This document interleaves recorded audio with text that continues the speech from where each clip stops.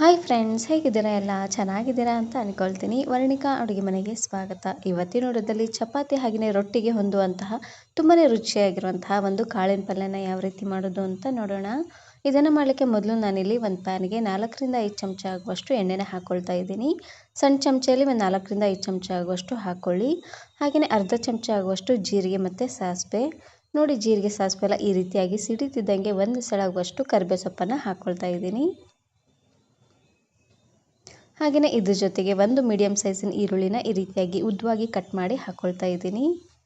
ಈ ರೀತಿಯಾಗಿ ಉದ್ದವಾಗಾದರೂ ಕಟ್ ಮಾಡಿ ಹಾಕ್ಕೊಳ್ಬೋದು, ಇಲ್ಲಾಂದರೆ ಪೂರ್ತಿ ಸಣ್ಣದಾಗಾದರೂ ಕಟ್ ಮಾಡಿ ಹಾಕ್ಕೊಳ್ಬೋದು. ಇವಾಗ ಈರುಳ್ಳಿ ಎಲ್ಲ ಸ್ವಲ್ಪ ಕಲರ್ ಚೇಂಜ್ ಆಗೋವರೆಗೂ ಇದನ್ನು ಬೇಯಿಸ್ಕೊಳ್ಬೇಕು. ಇದ್ರ ಜೊತೆಗೆ ನಾನಿಲ್ಲಿ ಖಾರವಾಗಿರುವಂತಹ ಒಂದು 4-5 ಹಸಿರು ಮೆಣಸಿಕಾಯಿನ ಹಾಕ್ಕೊಳ್ತಾ ಇದ್ದೀನಿ. ಹಸಿರು ಮೆಣಸಿಕಾಯಿನ ನೋಡಿ ಈ ರೀತಿಯಾಗಿ ಸಣ್ಣದಾಗಿ ಕಟ್ ಮಾಡಿ ಹಾಕ್ಕೊಳ್ತಾ ಇದ್ದೀನಿ.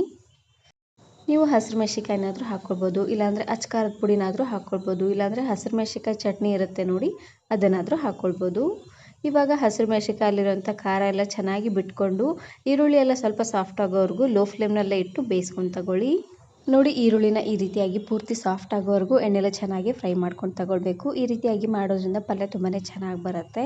ಲಾಸ್ಟಲ್ಲಿ ಇದಕ್ಕೆ ನಾನಿವಾಗ ಒಂದು ಮೀಡಿಯಮ್ ಸೈಜಿನ ಟೊಮೆಟೊನ ಹಾಕ್ಕೊಳ್ತಾ ಇದ್ದೀನಿ. ಟೊಮೆಟೊನ ಆದಷ್ಟು ಈ ರೀತಿಯಾಗಿ ಚೆನ್ನಾಗಿ ಹಣ್ಣಾಗಿರುವಂತಹ ಟೊಮೆಟೊನ ಹಾಕ್ಕೊಳ್ಳಿ. ಟೊಮೆಟೊ ಬೇಗ ಸಾಫ್ಟ್ ಆಗಲಿ ಅಂತ ಇದಕ್ಕೆ ನಾನಿಲ್ಲಿ ರುಚಿಗೆ ತಕ್ಕಷ್ಟು ಉಪ್ಪು ಹಾಗೆಯೇ ಒಂದು 1/4 ಚಮಚ ಆಗುವಷ್ಟು ಅರಶಿನ ಪುಡಿನ ಹಾಕ್ಕೊಂಡು ಬೇಯಿಸ್ಕೊಳ್ತಾ ಇದ್ದೀನಿ.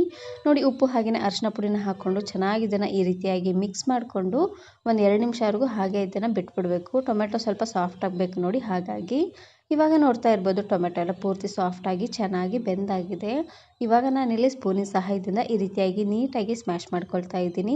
ಲಾಸ್ಟಲ್ಲಿ ಇದಕ್ಕೆ ನಾನಿಲ್ಲಿ ಕಡಲೆಕಾಳನ್ನು ಹಾಕ್ಕೊಳ್ತಾ ಇದ್ದೀನಿ. ಕಡಲೆಕಾಳನ್ನು ರಾತ್ರಿ ಪೂರ್ತಿ ನೀರಲ್ಲೇ ನೆನೆಸಿ ಬೆಳಗ್ಗೆ ಎದ್ದು ಕಡಲೆಕಾಳನ್ನು ಕುಕ್ಕರಿಗೆ ಹಾಕಿ ಒಂದು 3 ವಿಸಿಲ್ ಕೂಗಿಸ್ಕೊಂಡ್ರೆ ಆಯಿತು. ಕಡಲೆಕಾಳು ತುಂಬಾ ಸಾಫ್ಟಾಗಿ ಚೆನ್ನಾಗಿ ಬೇಯುತ್ತೆ.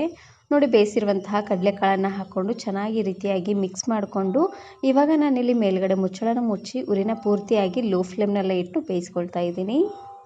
ಇದೇ ರೀತಿ ಬಹಳಷ್ಟು ವೆರೈಟಿ ಆಗಿರುವಂತಹ ಕಾಳಿನ ಪಲ್ಯ ರೆಸಿಪೀಸ್ನ ಅಪ್ಲೋಡ್ ಮಾಡಿದ್ದೀನಿ. ವಿಡಿಯೋ ನೋಡಿಲ್ಲ ಅಂದರೆ ಈ ವಿಡಿಯೋ ಕೊನೆಯಲ್ಲಿ ಹಾಕಿರ್ತೀನಿ, ನೋಡಿ ಚೆಕ್ ಮಾಡಿ.